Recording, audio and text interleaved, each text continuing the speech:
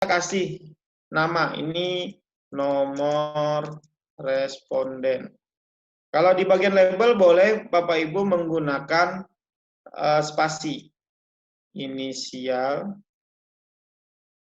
usia, jenis kelamin, komorbid, status. Ya. Nah, tadi karena datanya ada yang bukan berupa angka, ya. Ini bukan berupa angka ya Bapak Ibu, ya. Laki-laki, perempuan bukan berupa angka. Inisial ini juga bukan berupa angka. Maka kita boleh mengkategorikan, mengcoding maksudnya, ya, coding. Misalkan laki-laki kita kasih coding nanti 1.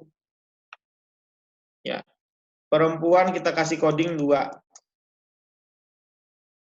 Ya, berarti nanti semua yang laki-laki itu codingnya 1, semua yang perempuan codingnya 2. Kenapa perlu coding? Karena di data view kita tidak bisa tulis huruf. Nah, nggak bisa tulis huruf. Jadi nggak bisa, laki-laki nggak bisa ditulis huruf. Ya, jadi di data view itu hanya membaca angka saja. Nah, ini untuk coding tadi, kita bicara tadi codingnya tentang, ini belum selesai ya. Codingnya kalau dia DM misalkan 2 codingnya ya. Kemudian gagal ginjal 3, tidak ada 1. Gagal jantung misalkan 4. DM ini sama, kita copy. Tidak ada, kita copy. Hipertensi codingnya 1, 2, 3, 4 ya. Kemudian kita kasih coding juga untuk yang meninggal. Meninggal misalkan 1 ya. Hidup misalkan 2. Sorry Pak Ripan. Ya. Itu gagal ginjal sama gagal jantung sama nggak Pak? Codingnya 3 Pak. Oh maaf, sorry. Makasih koreksinya Pak. Beda. Berarti 5 ya. Sorry. Iya Pak. Makasih koreksinya Pak. Sama-sama Pak. Oke. Harus beda. Karena nanti kan kita beda ininya. Datanya beda. Kebetulan tadi keliru. Makasih Pak Dedi. Oke. Ya, oke, kita sudah punya coding Bapak Ibu.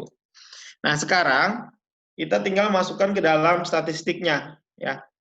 Kalau Bapak Ibu misalkan usia mau dikategorikan boleh 10 sampai 21, 20 sampai 32 itu boleh. Tapi mungkin untuk kasus ini kita coba gak usah dulu biar ada perbedaan ya. Di jenis kelamin laki-laki 1, perempuan 2. Maka kita masukkan di jenis kelamin ini ya. Ini kita masukkan di value. Ya, value ini dikasih value-nya tadi kita kan 1 dan 2, 1 laki-laki, 2 perempuan. Nah, kita masukkan 1, ditulis di labelnya laki,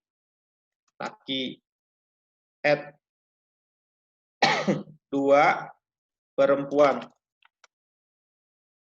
add, baru oke. Ya. Sekarang kita masukkan komorbidnya. Ya.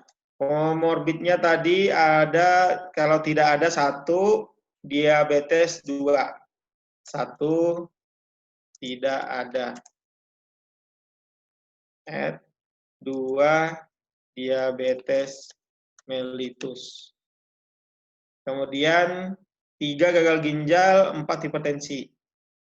3 gagal ginjal, 4 hipertensi, 5 gagal jantung. Oke, cukup 5 karena memang 5. Kemudian tadi yang meninggal dan hidup 1 dan 2. 1 meninggal, 2 hidup. Oke, selesai. Jadi ini untuk memudahkan kita. Jadi nanti begitu Bapak Ibu masukkan, ini kita hapus dulu ya. Kita akan memasukkan datanya berdasarkan tabel yang Excel. Nah, ini. Ya, saya kecilkan dulu biar lebih mudah melihatnya. Ini tabel yang Excel. Nah, ini. Oke. Kita punya responden tadi ada 10. Ya, ini ada 10. Kita buat dulu nih. Kita bisa copy langsung ya Bapak Ibu angkanya sini ya. Copy. Taruh di sini, paste. Ya, kalau dia sudah berupa angka. Usia kita bisa copy. Usia, copy. Paste. Inisial kita nggak bisa copy. Kenapa? Karena dia berupa huruf. Nah, nggak bisa. Ya, nggak bisa dipaste.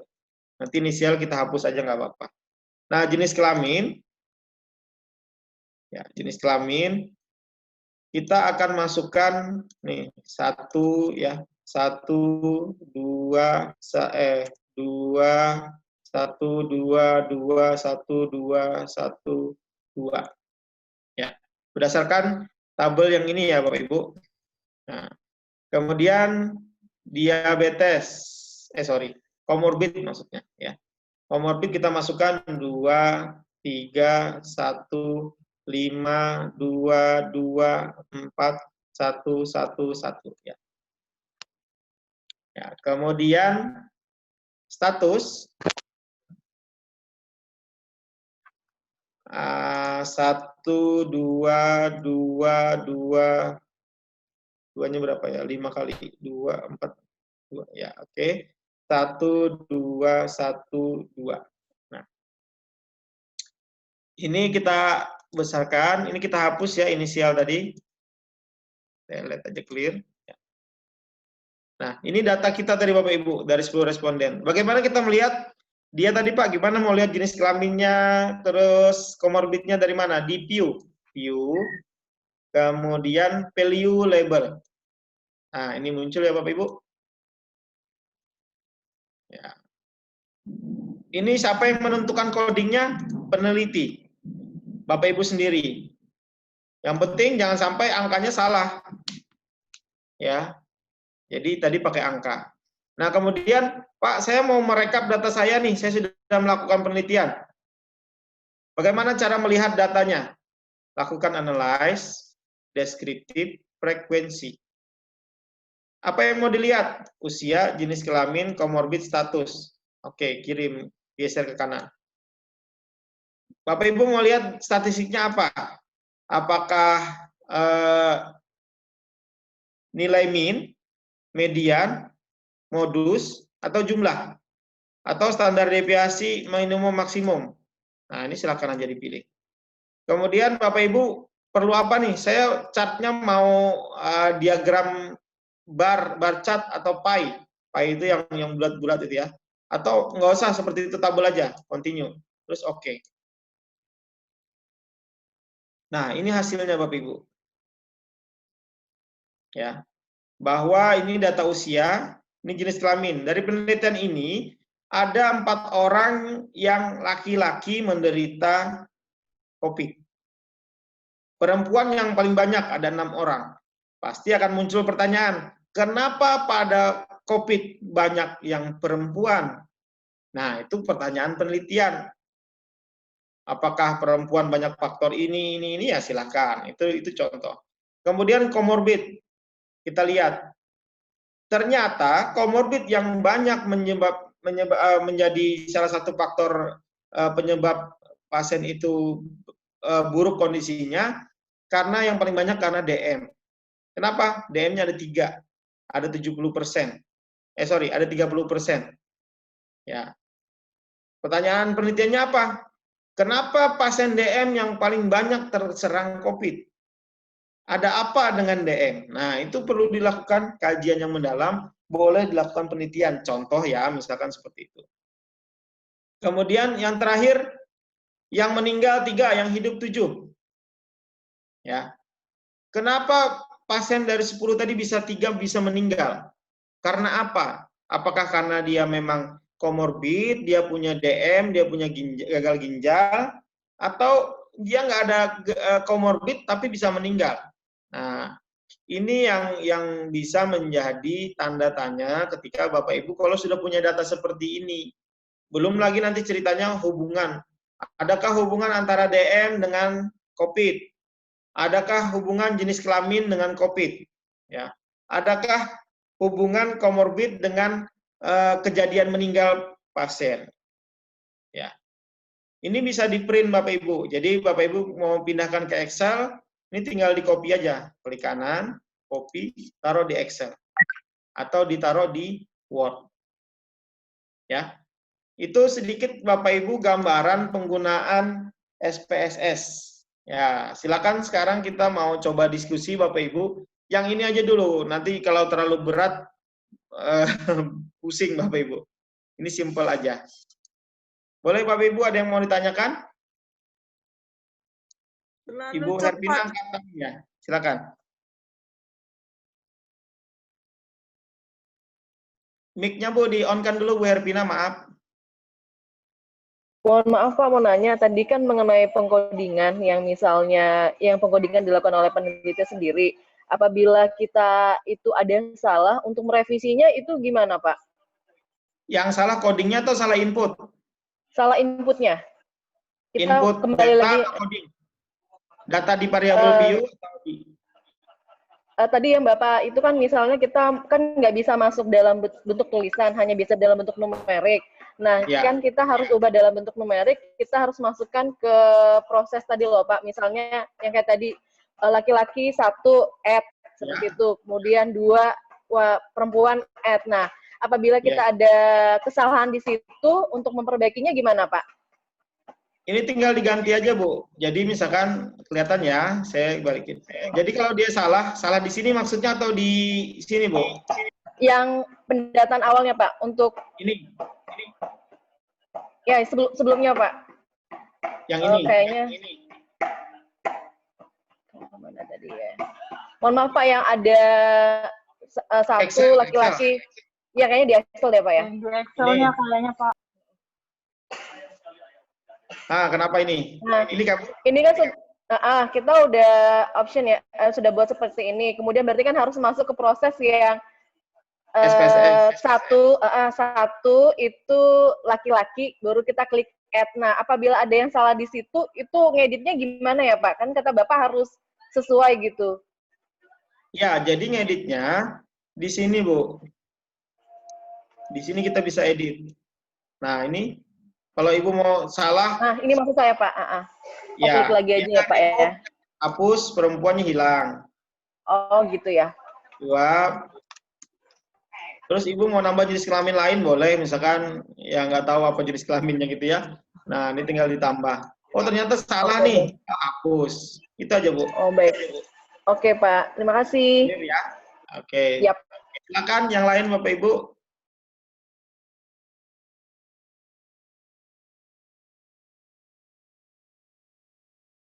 Pak, mau nanya Pak. Silakan Ibu. Rida Pak. Ya, Bu Rida gimana? Iya. Pak, untuk pengkodingan itu tergantung kita Kak Pak atau ada ketetapan Pak? Ya, Misalnya Ibu kayak tadi. peneliti yang menentukan Bu. Kita sendiri ya Pak ya? Ya, karena yang dilihat kan Bu bukan angkanya nanti, tapi hasil akhirnya. Iya, iya. Ya, jadi hasil akhirnya keluar muncul dia laki-laki berapa, perempuan berapa. Orang-orang nggak akan tahu coding Ibu laki-laki perempuan, misalkan laki-laki 7, perempuan 9 itu coding hanya Ibu yang tahu sebagai peneliti. Baik Pak, ya. Itu Bu ya. Oke. Ya Pak, baik Pak. Silakan ada lagi?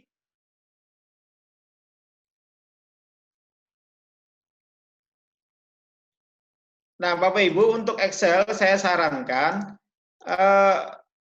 Bapak Ibu memberikan codingnya jangan, kalau ini kan kebetulan datanya sedikit ya.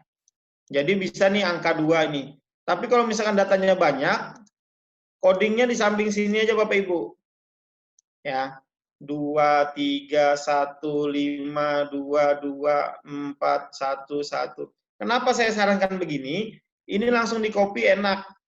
Copy, ya, taruh di SPSS-nya.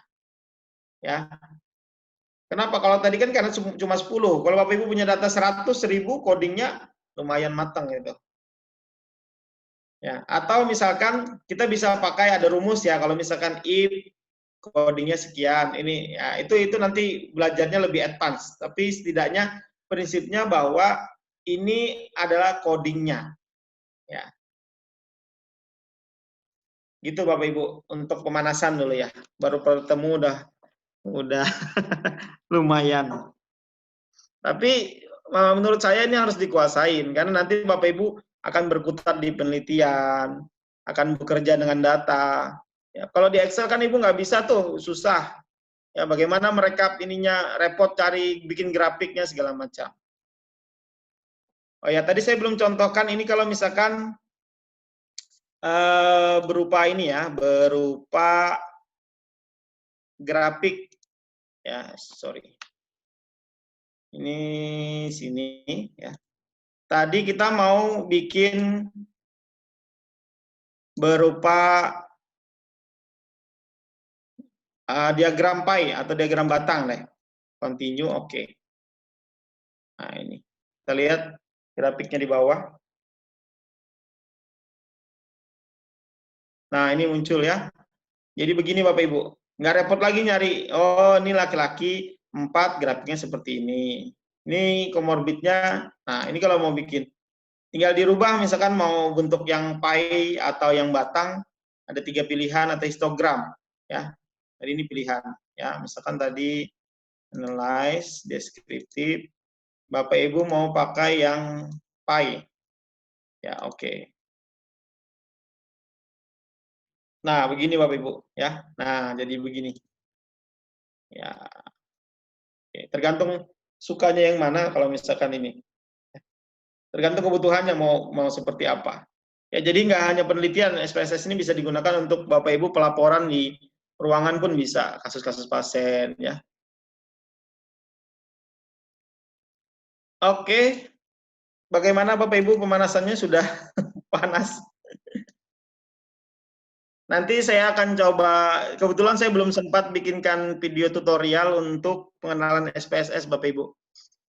Tapi saya coba nanti browsing-browsing, kalau ada yang sudah ready saya bisa share, atau kalau enggak nanti saya bikinkan. Nah nanti ini yang penting paham dulu fitur dari SPSS yang ada ini, karena nanti kita akan bicara distribusi data normal tidak di sini ya. Ini hapus dulu. Jadi saya akan share ya. Ada pertanyaan minta diulang membuat diagram ya.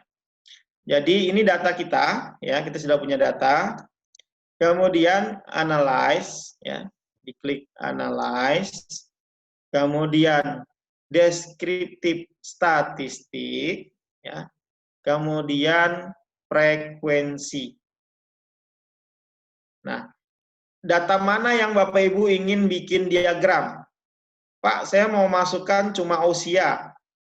Ya, kembalikan yang lain. Ya.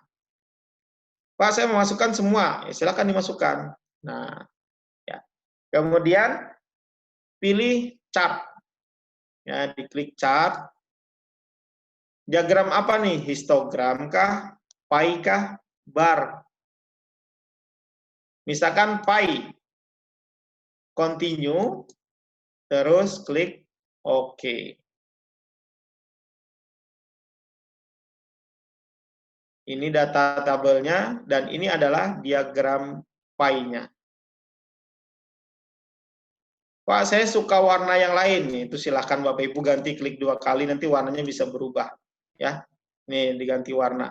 Ya, itu cuma soal selera. Yang penting caranya membuat diagram seperti itu. Ya, itu ya Bu Yusti. Ya, ada lagi Bapak Ibu? Boleh. Kenapa persentasenya sekian? Nah, itu yang harus bisa dibaca. Kita munculkan ada persennya, itu kalau misalnya di penelitian dijabarin persennya atau langsung jumlah, contoh kayak tadi Pak, laki-laki 4, perempuan 6, atau kita jabarin persenannya ya Pak? Ya, baik, pertanyaan bagus Ibu Oktarina.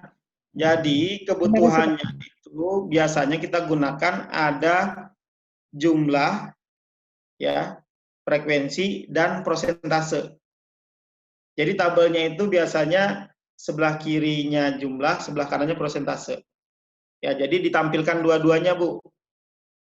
Nah, nanti ada beberapa tabel itu tergantung kebutuhan, ya. Dalam artian seperti apa? Misalkan saya ingin memperlihatkan persentasenya aja, ya silahkan. Tapi umumnya itu kalau hasil penelitian itu datanya dan persentasenya, Bu. Jadi bisa melihat seperti itu. Gitu ya, Bu Oktarina. Iya, baik. Terima kasih, Pak.